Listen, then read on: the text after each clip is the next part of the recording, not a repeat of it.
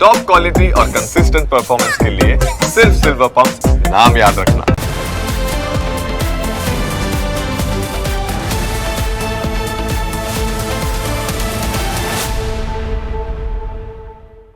વાત હવે અન્ય એક મુદ્દાની.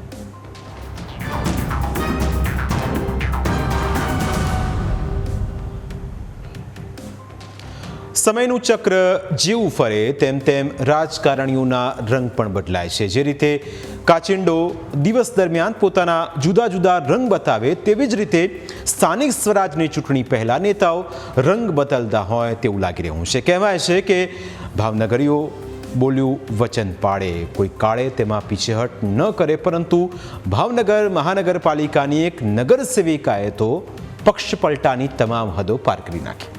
અત્યાર સુધી તમે નેતાઓના પક્ષ પલટાની વાતો તો ખૂબ સાંભળી હશે.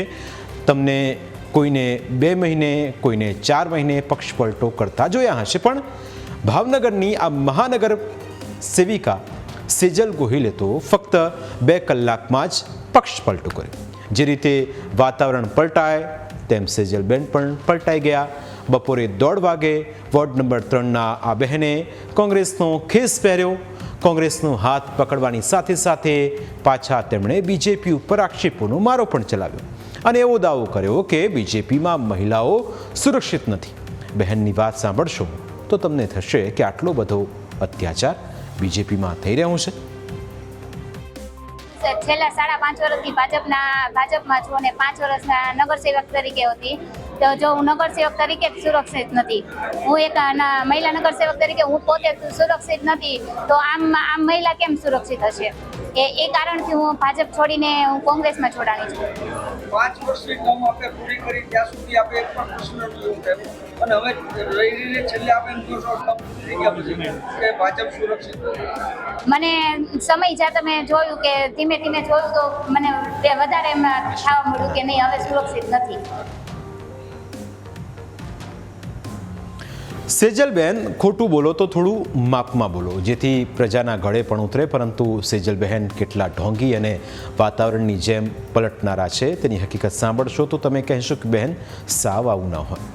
હજુ તો સેજલબહેનનું ખાવાનું પણ હજમ થયું ન હતું ત્યાં તેમણે જાણે અચાનક જ આત્મજ્ઞાન થયું અને ધુરંધર ફિલ્મ પણ પૂરી ન થાય એટલા સમયમાં તો બહેને બીજેપીમાં ઘર વાપસી કરી લીધી. જો ઘરેથી પત્ની પણ રિસાઈને સાસરે જાય તો અઠવાડિયું તો કાઢીને જ આવે, પરંતુ આ સેજલબહેને તો 2 કલાકમાં જ પાછા આવી ગયા. 2 કલાકમાં જ તેમણે મેગ્નેટિક માઇન્ડ બીજેપી તરફ ખેંચાયું અને જે બહેનને 2 કલાક પહેલાં બીજેપી સુરક્ષિત નહોતી લાગતી તેમણે દાવો કર્યો કે થોડા સમય માટે તેઓ ભરમાઈ ગયા હતા અને કોંગ્રેસનો હાથ પકડ્યો હતો.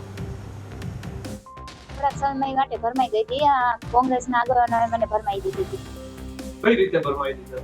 મને અલગ અલગ રીતે સુરક્ષિત નથી ને અને એ લોકો દ્વારા જ મને બોલાવવામાં આવ્યું હતું કે આવી રીતે બધું બોલ છો તમે. અને પછી મારી ભૂલ સમજાણી એટલે હું પાછી આવી.